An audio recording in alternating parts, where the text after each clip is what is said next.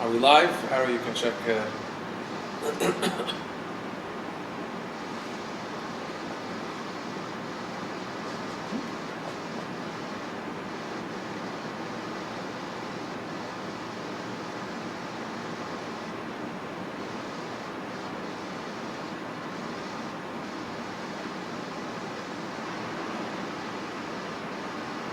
We're live?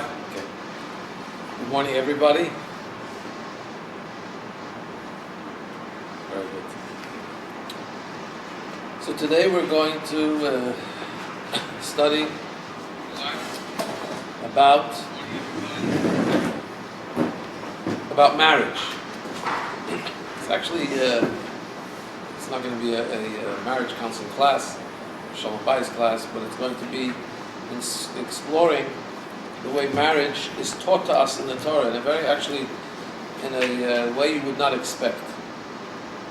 We'll see that already for the insight. For now, the time being, we should know that we're on page 186, and we are discussing the parsha of Kiteitzei. The parsha of Kiteitzei is a very fact and information-filled parsha in terms of mitzvahs. We have 613 mitzvahs, as we all know, and in this parsha, Kiteitzei, we have 74 out of the 613 mitzvahs are taught to us in this week's parsha.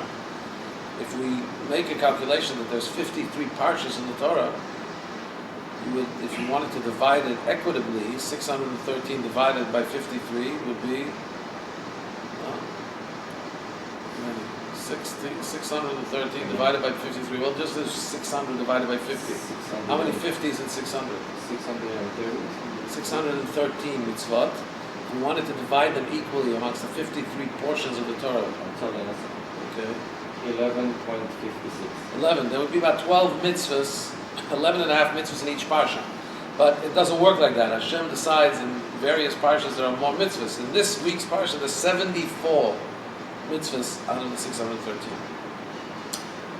Just in a little joke, you took out your calculator, Harry. They used to tell us when we were learning math, you won't always have a calculator with you, so you better know your mathematics. But I think we disproved to be more exact. We disproved the math teachers now. We all have calculators wherever we go. Okay, so we're going to talk. Where does the Torah speak about marriage? In this week's parsha, the Torah speaks about marriage, but it doesn't speak about marriage in an independent way. It speaks about marriage and immediately speaks about divorce. Let's read it inside. When a man takes a wife and is intimate with her, and it happens that she does not find favor in his eyes because he discovers in her an unseemly moral matter, and he writes for her a bill of divorce and places it into her hand and sends her away from his house. And she leaves his house and goes and marries another man. If the latter husband hates her and writes her a bill of divorce and places it into her hand and sends her away from his house, or if the latter husband who took her as a wife dies, her first husband who had sent her away may not take her again to be his wife, since she was defiled to him. For that is an abomination before the Lord, and you shall not bring sin to the land that Hashem your God gives you for an inheritance. So this is the law that once somebody gets divorced, God forbid, he may remarry his divorcee only if she has not married somebody in the interim. If she married another man in the interim and she got divorced from him or that husband died, it does not matter. She's allowed to marry other men, but she cannot marry her first husband. Otherwise, a person may marry his divorcee. It's actually considered a big mitzvah to remarry one's divorcee. Well, that's not a reason to get divorced and remarried. No, that's not a reason to get divorced and remarried. If somebody did, for whatever reason, get divorced, and then they're able to overcome and reconcile the differences, to get remarried, that's a big mitzvah. And sometimes they say, you look so happy and you remarried her, why weren't you happy the first time? Well, he says, for a second marriage, it's okay. Can't be picky in a second marriage. Your choices are more limited. But that's just a joke. Only a Kohen is not allowed to remarry his divorcee because he's not allowed to marry a divorcee in general. Now, that's not really what we came to talk about. We came to talk about the fact that this is really the only place in the Torah that marriage is spoken about. But it's pretty dismal. The Torah doesn't say when you get married, you go through a courtship, and then you do the process of marriage, and hopefully you live happily ever after. And then, if it doesn't work out, you give a get. The Torah jumps straight into it. When a man gets married, and he's not happy with her, and he gets divorced, who told us ever about the laws of marriage? It doesn't say anywhere else the laws of marriage. This is where the law of marriage is also talked about. So what does it say about marriage? It doesn't say anything.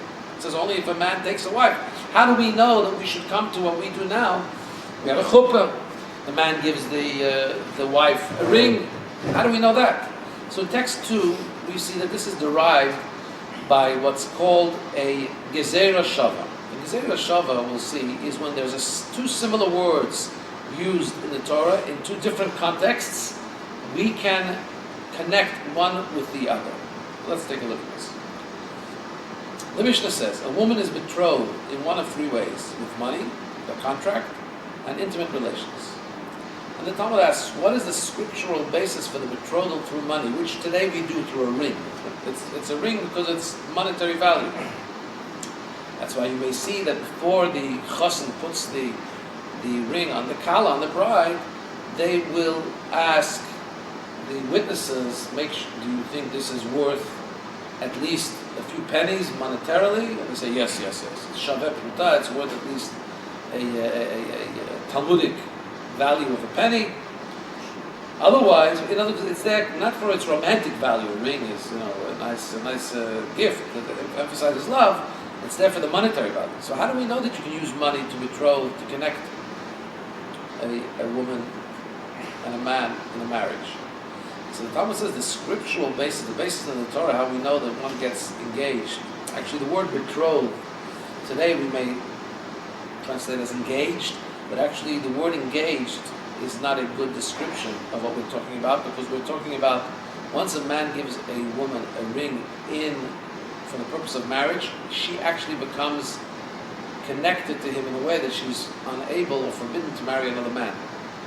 And while the chuppah has not yet been completed, so they may not yet live together, they need to complete the chuppah for that, but in a biblical way, she would need a divorce in order to be disassociated with this gentleman.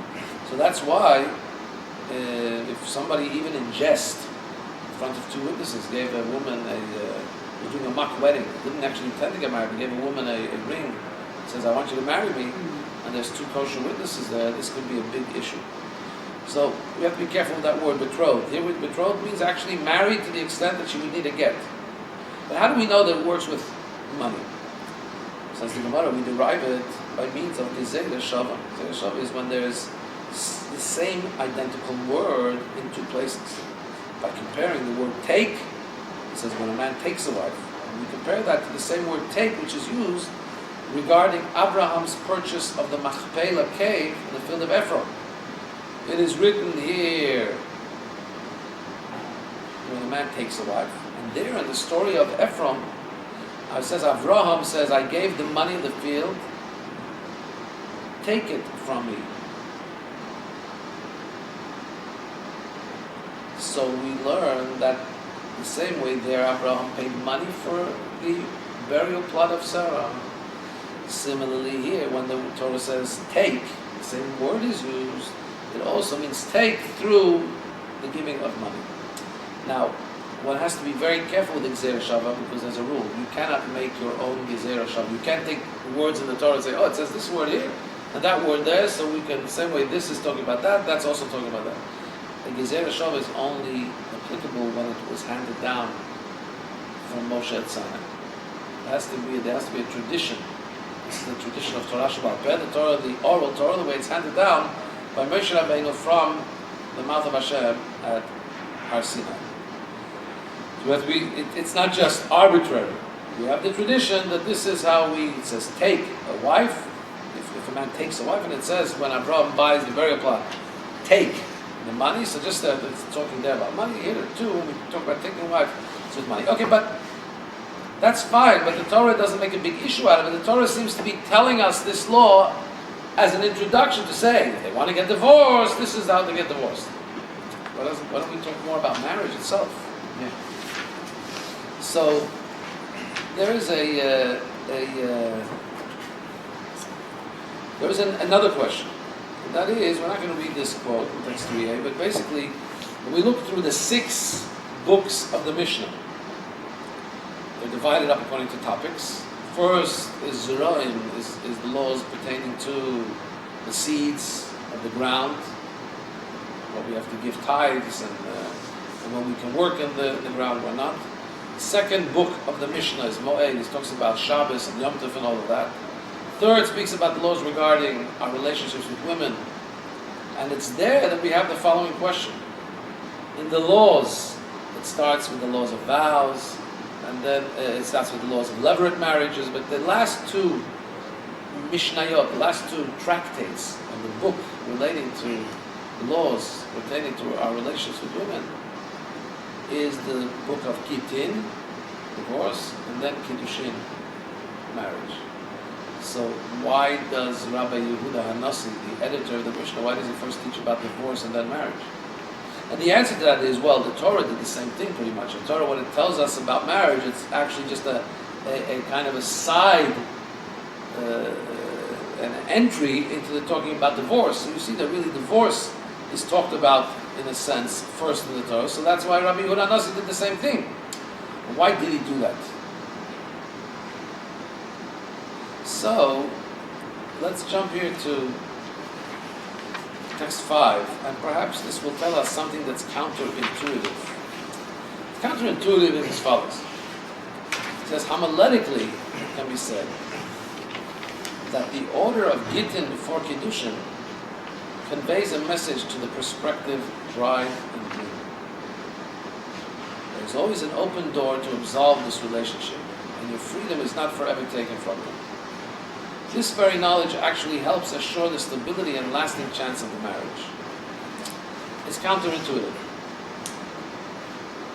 You would think that one would think that if you know there's no way out, it would be even stronger. But actually, the human, there's the guy, famous guy, Ariely, wrote a series of studies. I think maybe he starts off as Israeli, but he's a professor somewhere in North Carolina or something. And he studied human behavior. It turns out that it's not always what you would expect. Many different interesting experiments. But this, I think, would be one of those unexpected things by humans. You would think, if you tell them that there's no exit to marriage, that would make it stronger.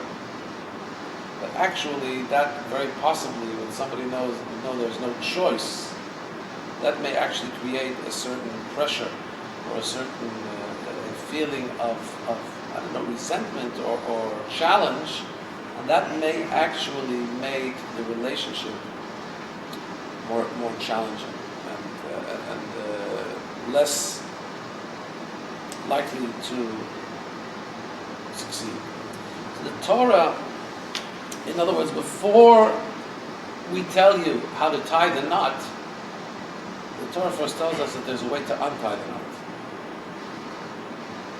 And this actually, as we're saying here, this will actually help assure the stability of this relationship. Interesting that we could think about it and analyze the following statistic. There is a statistic that there's a higher rate of divorce amongst people that lived together before marriage than the rate of divorce amongst people that didn't live together before marriage. Now, it would seem very counterintuitive. That would seem to be, doesn't make any sense. If people lived together before marriage, they would know each other better. And then hopefully when they got married, they would know what they're getting into. Whereas people who got married in the traditional way of a shidduch, really just met each other intellectually before the marriage, but never really actually lived together, and they perhaps met each other very briefly, and then they got married and they somehow bond together. You would expect there would be a higher rate of divorce in the traditional way of marriage because they don't really know each other. The reverse is true. Why is that? Seemingly, the fact of living together before marriage does not tell you anything about what happens after the commitment is taken. Because when there's a consensual relationship, then both sides know that if they don't live up to their to taking care, showing compassion to their partner, there's nothing to stop either partner just from picking up and going out. There's nothing required. There's no knot that was tied. They can pick up their bags and the next day say goodbye, and there's as if nothing happened. There's no legal context to it. There's no fallout. There's no kids. There's just so therefore, subconsciously, each party to the union has to be on their best behavior. Has to be acting as if they are trying to court the other person. The moment, however, that there's a commitment, and now people are married, and they can't just walk away from each other in a legal sense, a financial sense. If there's kids, certainly not. So now there's a certain. It's a different reality. It's a different relationship. Now, subconsciously, they're not all both on their best external behavior, but their deepest essence comes out, and sometimes that's not so pleasant. When they're doing when they're expressing it the way they feel, not the way they want to be on their best behavior for somebody who could walk out if they don't act properly, then that is a greater challenge to the relationship. So perhaps taking that one step further, the fact that the Torah tells us there is a way out, perhaps that at least injects an element of you better behave yourself, because yes, you can perhaps, because now there is a commitment, you can't just and neither side can just walk away from it, so you can put down your guard, so to speak. You can be more real, and subconsciously you're not going to be on your best behavior necessarily, although you should. The Torah tells you should always be on your best behavior, each spouse for the other. But we're talking here, not what the Torah says, we're talking about human nature, that we sometimes fall into patterns that's not exactly living up to what the Torah would like us to do. But even in that case, the fact that the Torah tells us divorce is a possibility, so at least this enables the realization in the partners that they had better certainly live up to a certain acceptable level of behavior to each other, because otherwise it may end. And so that's actually a help. That is actually a help to the stability of the marriage. Knowing that, hey, there are no hostages here. At any moment, either side could initiate or ask to untie the knot. And that may not be as easy, but it's certainly the fact that there's that possibility would actually contribute, if what we're saying is true, would actually contribute to the stability of the marriage. So, so Catholic marriages can never be finished? Right, so that's why the guys, they can actually do whatever they want. You're saying that this is okay. Not aware of yeah. So we know that this is actually so by Rabbi Yehuda Nasi first teaching us the law of divorce and then the law of Kiddushin, it's actually there's actually a reason for that. But still in all, we would want to understand, why does the Torah really speak about marriage only in the context of divorce? It does seem to leave a little bit of a room for us to learn some deeper lesson from it. Now, when we talk about learning deeper lessons from the Torah, there's two perspectives one could have. One could have the perspective that the Torah is only speaking in the language in which we understand. In other words, the Torah is telling us what it's telling us. Take leather straps and put on tefillin. Abraham married Sarah. They had trouble having children. His son was born. The story, physical story about this physical world, and that is 100% true. The Torah means what it says, even also in the literal sense. But then there's another perspective. That is that really, because we talk about the Torah preceding the world, say that 2,000 years before the world, Hashem already had the Torah. And we know that the Torah, Oraita, as it says in the Zohar, Oraita mi chochma nafkat. The Torah comes out of Chachma, comes out of Hashem's wisdom. So really, if you want to think about it, it's coming out of Hashem's supernal wisdom, which is high, high up there in the spiritual realms. And it's coming down into this world. So there is a parallel level of understanding the Torah which is deeply spiritual.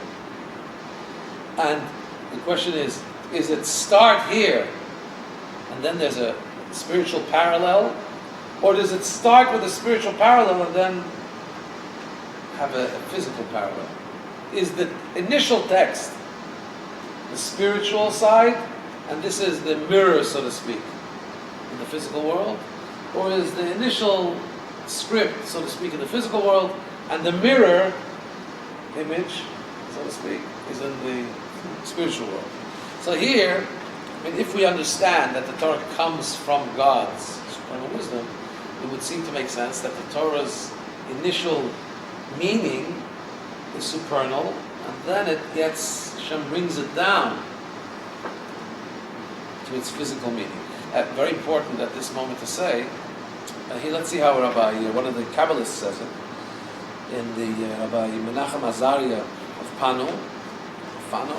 He says, we can draw this conclusion regarding the entire Torah. It essentially speaks in the upper spheres and only hints to the lower worlds in a secondary manner. He's saying the original, the real Torah, so to speak, is speaking spiritual. And then it gets, but I must point out that there is something we speak about in Pirkei Avot, Megale Panim B'Torah Shelo K'Halakha. Somebody says, reveals, or interprets things in the Torah not in the practical way of Jewish law. He doesn't have a portion of the word to come. One of the things that means, what the Pirkei Avot is telling us, if somebody says, well, tefillin is symbolic. It doesn't actually mean take leather boxes with the verse of Shema in there and go on and go in and say, tie the leather straps around your hand, put on your head, and so on. That's not exactly what it means. It means a spiritual service of getting your heart and mind directed towards God. That somebody says that doesn't have a portion of the world to come. In other words, that's a severe misnomer. That's a severe misinterpretation of the Torah. The Torah speaks in this physical world, tells us about what we need to do as physical human beings, and all the mitzvahs are that. What we're saying here is not to negate that. We're saying that, yes, Hashem brings the Torah down to that level, but the Torah actually starts in the spiritual counterpart. It's not an allegory we build on the Torah. That's the reality, and then Hashem brings it down to be an actual physical reality as well. So, in that case, when we talk about laws of marriage and divorce, there's also the spiritual side of that. And of course, who's the relationship between, who's the chassan and who's the kala, who's the bridegroom and who's the bride? Hashem and the Jewish people. Well, who's the guy and who's the gal in this sense? So it's going to be Hashem, of course, is the giver, masculine. Chassan, Knesset Yisrael, the Jew community of Israel, the people of Israel are the kala, the recipients. So let's see what this marriage, how this the concept of marriage is spoken about in the Torah, how it works out and it becomes expressed within the relationship of the Jewish people and Hashem. So in text 7 we say that the Medrash says, Yom Chatunato, when it talks about Hashem's day of marriage, Zeh Sinai, that actually refers to the Sinai experience. Chitunimaya, this was a marriage with the Jewish people. Continues now the Alter Rebbe, Shir Hashir, in the Chutei Torah, he writes as follows: the Song of Songs, which is Shlomo Melech's, and it starts with the words, let him kiss me with the kisses of his mouth, for your love is better than wine. What is Shlomo Melech doing? Composing a love song. So he's actually composing a love song between a groom and a bride, which represents Hashem and the Jewish people. And now today he continues, it is known that Hashem is called the groom, and the Jews are the bride, namely due to the downward flow of Torah from God to the Jews. So, as it is in a physical human relationship, that there's a contribution, there's a relationship between the bride and the groom and the bride, with connection one to the other, one being the giver, one being the recipient. Similarly, with Hashem, Hashem gives us the Torah. As our sages stated, Matan Torah, the giving of the Torah, was God's wedding day. He gave us and presented us the Torah, and in this way, so to speak, He got married to us. Now, there are two interpretations for the word Kala. We talk Kala as a bride, but it can also be like related to the word Kilayon, expiration, as in something that is all-consuming. I'm not 100% sure how that fits the expression of bride, but the second one would be more easy for me to understand. The second interpretation is that it comes from the expression, my soul yearns. Kala, kalta, my soul yearns for God. This is the strong desire of the soul to cleave and be united with the infinite light of God. Why? How does that take place? So in Tanya he explains how that takes place at Sinai. In text number 9. For the Holy One, blessed be He, forsakes the higher and lower creatures, the angels and other supernal worlds, choosing none of them but Israel His people, in order to bring them near to Him in true closeness and unity, with a truly soulful attachment on the level of kisses of mouth to mouth. Become like one. This unique attachment is achieved by means of uttering the word of God, namely the halacha of the Torah, and the fusion of spirit to spirit, namely the comprehension of the Torah and the knowledge of His will and wisdom, all of which is truly one with God. We can also unite with God with a form of embrace, namely the fulfillment of the positive precepts with our bodies. So what happens is that Hashem comes to the Sinai experience, and what does He do? He courts the Jewish people. It says that Hashem put a mountain over them like a jug. The Alter Rebbe explains it doesn't mean physical, it means metaphorically. And what did He say after He put on the mountain on top of them? He says, either you guys say yes, or you're going to die here. What do they say? Now, Seven Ishmael, we will do and we will listen. Total obedience. Why did they say that? Literally, the Medrash means they were forced, but homiletically, what does it really mean? That Hashem showed such a great love to them, and He did that first by taking them out of Egypt, showing them all the miracles in the sea, and then the revelation that was present at Sinai was such a strong expression of His love to the people. They had no choice but to say yes, not because He was going to put the mountain on them, but because when He shone His love to us, we had no choice but to say yes. It would be like an example of somebody coming and wooing a prospective bride by showing them his wealth and his concern. You know, and most people when they're dating, they act chivalrous. They open the door. How many husbands married 10 years do you see that run around and open the door for their wife and they close it like they would do on their earliest dates? Why do we do that on dates? Because we're wooing somebody. In other words, so we're expressing our appreciation and our love and our hope that this person will agree to take our hand in marriage. And therefore we do things that should make us irresistible in a certain sense. And Baruch Hashem, if you're married, you must have been successful at some level. And Hashem, so to speak, does that too to the Jewish people. He makes it irresistible. And they cannot say anything but yes, because they just feel this immense and intense love coming from God. Then, the next stage of marriage is becoming in unison, becoming unified, becoming in one.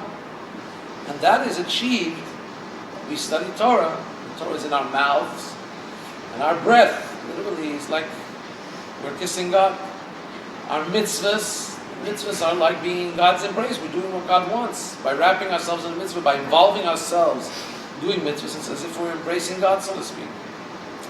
So, this is a marriage of Hashem and the Jewish people. And we see an interesting thing in the brachas we make every day. Before every mitzvah, there's one template of brachas that we make. What's the template of the bracha we make? Baruch atah Hashem Elokeinu melech haolam asher kiddushanu b'mitzvotav v'tzivanu, and it could be lahaniach tefillin, או להתעטף בציצית, או להדליק נר של שבת, או להדליק נר של חנוכה, or על נטילת ידיים, anything. The first part of the bracha is always the same. What does it mean? Blessed are you, Hashem, Almighty God, King of the universe. Asher Kiddushanu, who has made us. Asher Kiddushanu means He's made us holy, the mitzvotav, with His mitzvahs. Tzivanu and commanded us to do X, Y, Z.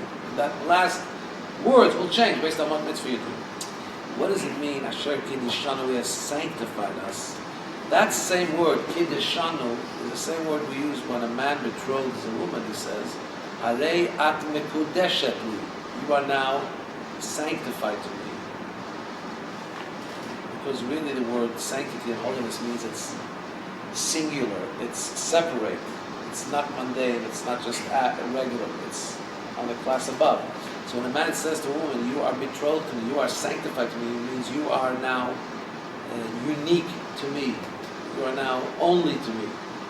But that same word is used, mikudeshet. So Alter Rebbe tells us a deeper meaning into the blessing. When we say, Asher Kiddushanu b'mitzvotav, thanking Hashem who sanctified us with His commandments, what we're really saying, thanking Hashem who betrothed Himself to us by giving us His mitzvahs.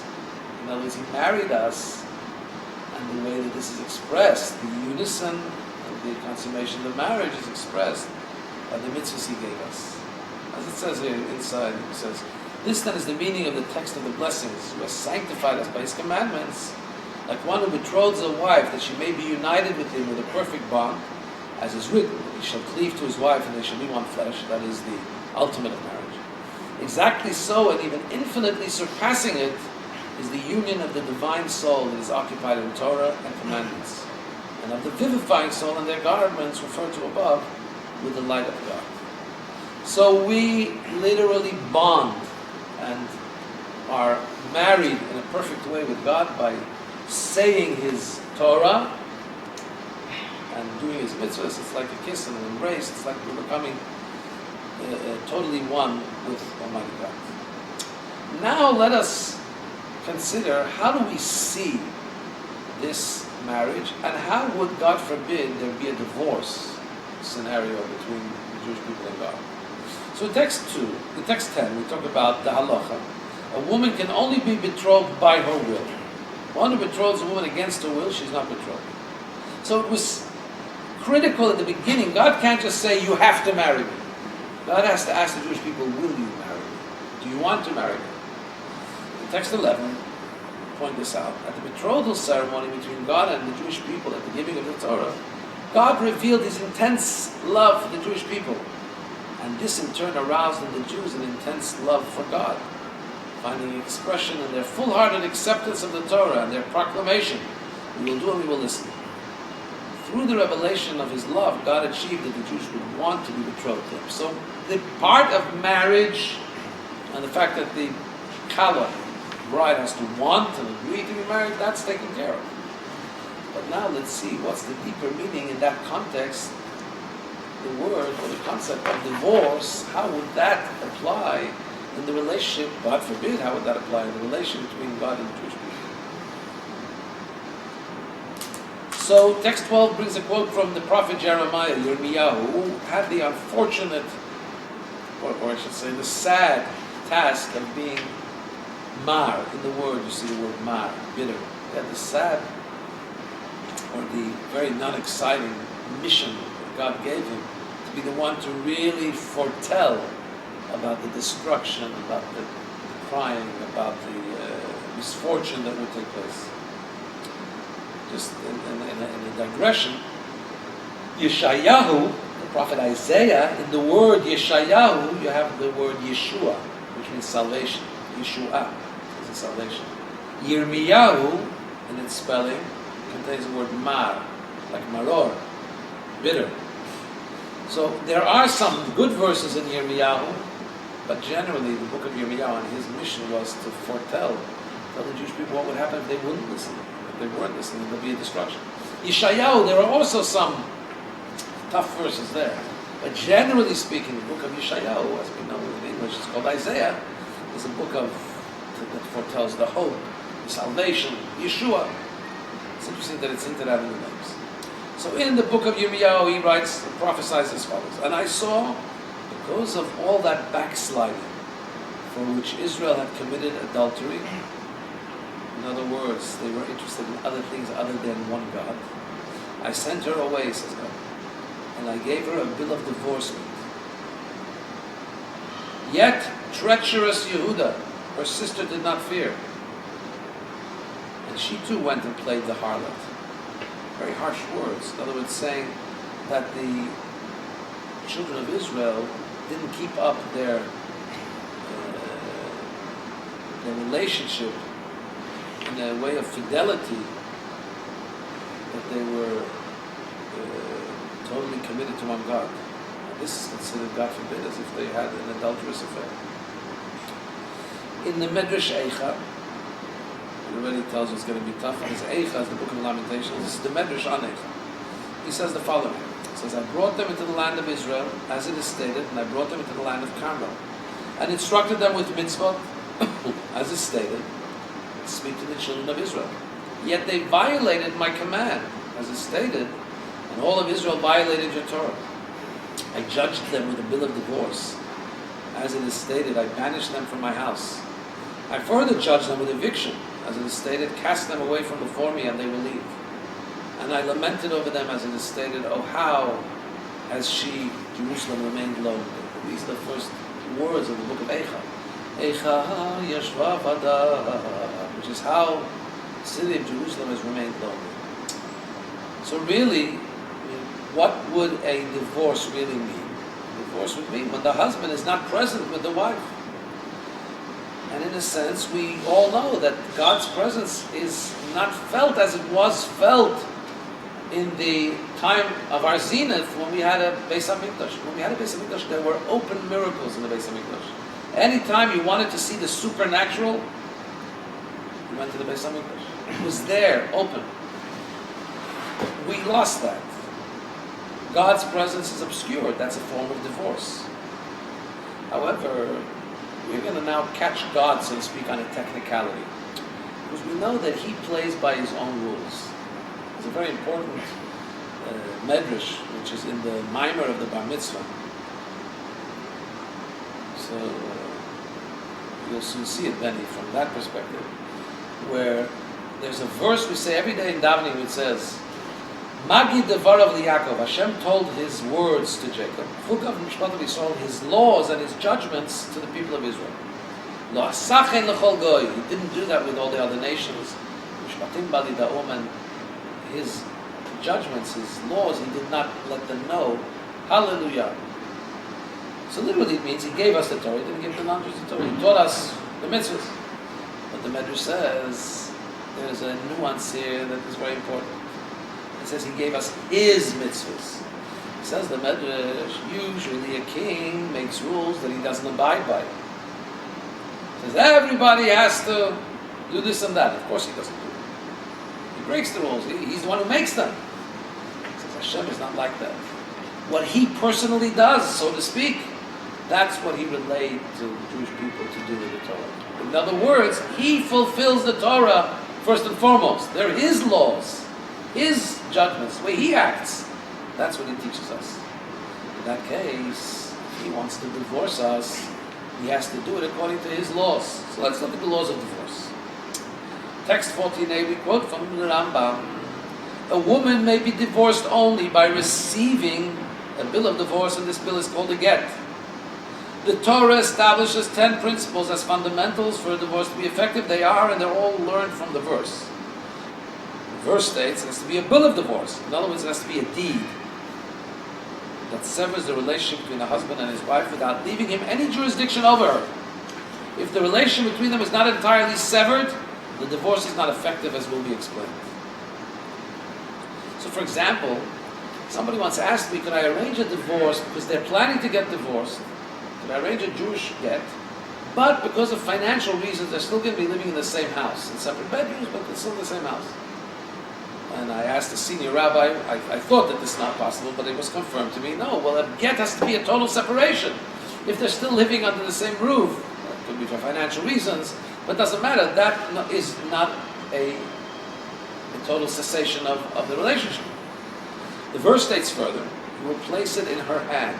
This teaches that she is not divorced until the bill of divorce is placed in her hand, in the hand of her, or in the hand of her agent, which is considered to be like her hand, or in her domain, which is considered to be her hand, as will be explained.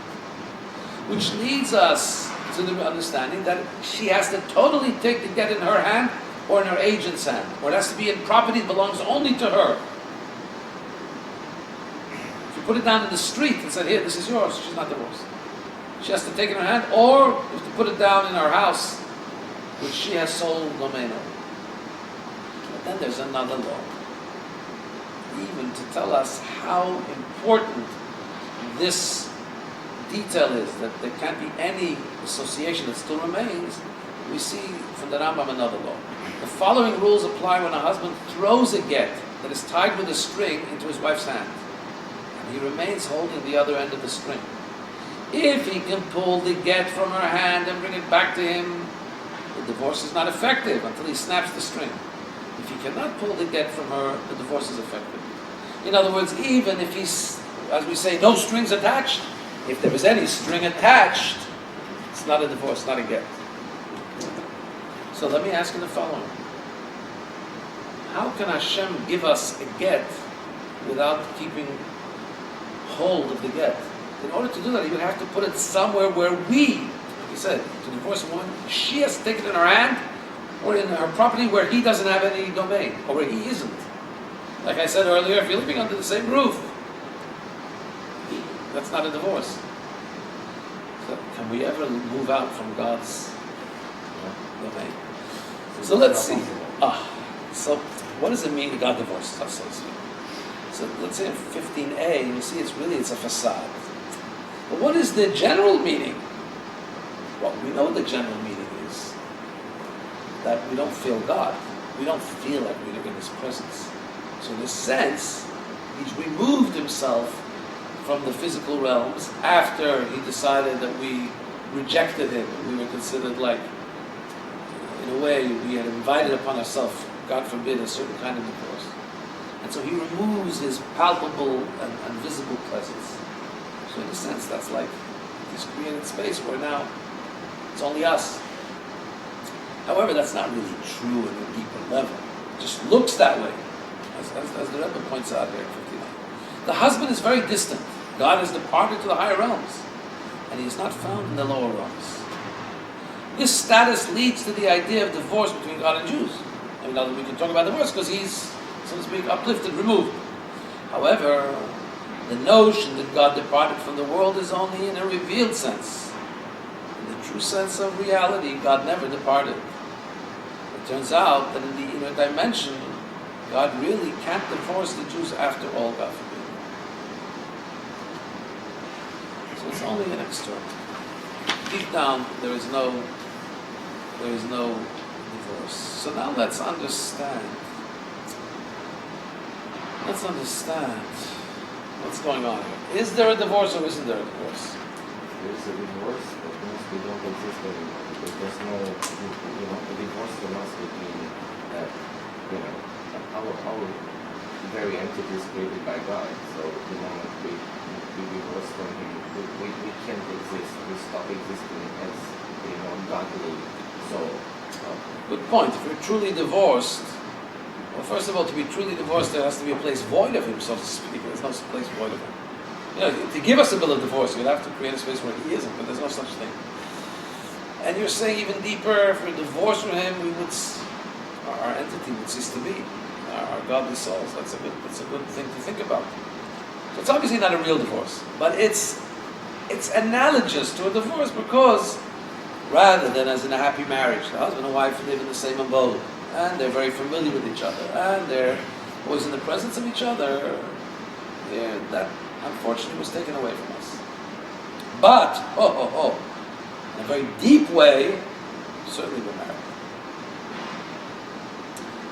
So, in a way, where is our deepest connection really expressed? When it looks like perhaps we're divorced, but when you realize that existentially, at the deepest level, the soul of the Jew is connected with the essence of Hashem. So really, from within the talk of divorce, we understand the deeper dimension of the marriage. And this is therefore, the Rabbi gives this outlook, why the law of marriage is taught from within the perspective of divorce. We can understand. We gave a simple explanation, and that is because marriage is stronger when one knows that there's also an option. Without having that option, we said, on a practical level, that may create a feeling of being put into a corner which one cannot get out of, which creates perhaps feelings of antibodies to the marriage. That was trying to give a simple explanation. But a deeper explanation, what we're saying here is that actually within the seeming divorce, which is of course not a divorce, because it can't be a divorce. That's why can't it be a divorce? Because the essence of God and the essence of the Jew are deeply connected. So when we're talking about a divorce, we come to a deeper understanding of what marriage is. We just talked about marriage, which is they love each other. We talk about the divorce that seems like a divorce, but no, it's not really a divorce. We're talking because there's a deeper level, and that's what we're uncovering here. Let's see it in the words of the Rabbi here, text 50b. The idea of unity that is prevalent in the get, in contrast to its inherent nature of division, expresses itself in the association of divorce with marriage. Indeed, we find that the legal basis for marriage is derived from the verses that speak of divorce. This then is the reason why the order of tractates has kiddushin, laws of marriage, after gittin, after laws of divorce, to hint to the fact that even after the divorce, the woman is once again betrothed to her husband. She's not really divorced in the sense of us and God, an unbreakable and intrinsic connection. And we see this actually in the words. We previously quoted from Yirmiyahu, as we said, the bitter prophet who was given, he was not bitter by nature. God gave him that mission to relay the more bitter prophecies. Here we come now to a verse in Yeshaya, which is very uplifting. So said God, "Where is your mother's bill of divorce that I sent her away?" You think you're divorced? Where is it? "Or who is it of my creditors to whom I sold you? Behold, for your iniquities you were sold, and for your transgressions your mother was sent away." And therefore, text 16b says in Mitzvahs David, though it is true that indeed God has given the Jews a bill of divorce, as the verse states, and I gave her a bill of divorce. However, as the verse here states, "Where is your mother's bill of divorce that I sent her away?" In other words, let us see within that writ, within that document, why I sent her away. Wasn't it on account of her sins, as written there? And therefore, when you will repent, the divorce is uprooted. Telling us, in other words, that this is not at all a final divorce. This is not at all. This is just a temporary disconnect, because we ourselves did things that created an estrangement, so to speak, on some level between us. But even in that estrangement, it's only on the external levels. Really deep down, we say that Anochi, Hashem is found everywhere. So there's no place that He can give a get that's only ours and not His. And therefore, obviously, even legally, the get cannot really can't really give us a get. And we understand, though, that even in our relationship, the relationship has not been torn. The relationship has only been relegated to a much deeper existential level of relationship. And very possible that the true excitement, what is the purpose? When are we reading this verse about get? Actually, if we're understanding this to be a talk about a possibility for divorce between the Jewish people and God, it would seem in a way not a good time to read it now, because now we're in the 7 weeks that we're reading the haftorahs of Yeshaya, which are all haftorahs of comforting. But that's not very comforting to talk about a get, if we understand it from the perspective that it's really not and cannot be the get. As Yeshaya says, where's the get? There's no get. If it can't really be a divorce because we're so deeply existentially connected, so it's actually a comfort. Comfort is that there is marriage after the divorce. In other words, by marriage, we're already married now, but the purpose of a marriage is that the love should be in an open way. It shouldn't be existential. Well, what should we do? We're soulmates. I guess that's the way it is. We'll fight like cats and dogs, and we'll be, as if estranged. But deep down, we know we're one soul, so we just, we're not going to actually divorce. That's not an enemy of shalom bayit, of a marriage that God is aiming for us to have.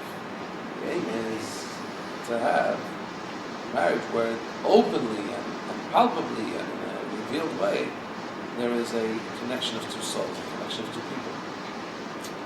So, just to wrap it up, the point here is subtle.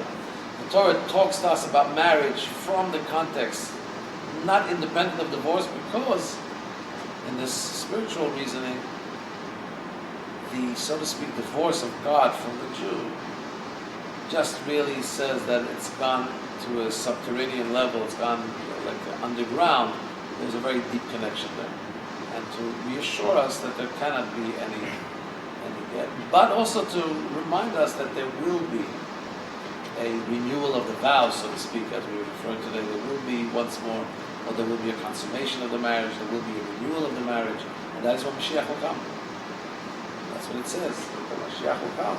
The chuppah, the initial betrothing was at Sinai. And then, actually living together, moving in together, that's going to be when Mashiach comes. Because then we will be totally united, totally one with Hashem, know Him, will understand Him, will be at one with Him, and that will be the perfect marriage, and then we will live happily ever after.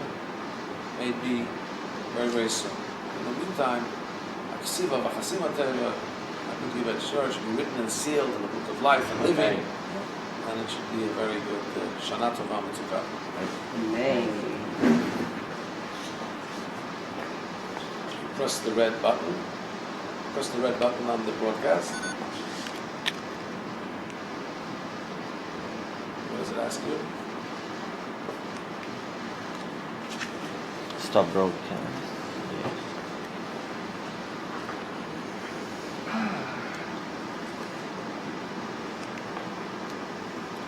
There's a toggle. You have to sometimes move it to the right or the left. Yeah. I know.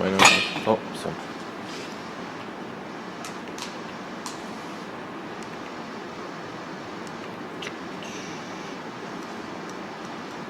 You see, I press this, but it doesn't move to yes. It should move to yes. You see? No, not when you press it. No? Here. Yeah, I did Stop that. it. You move it like this. Okay. I didn't know. So it's like a toggle.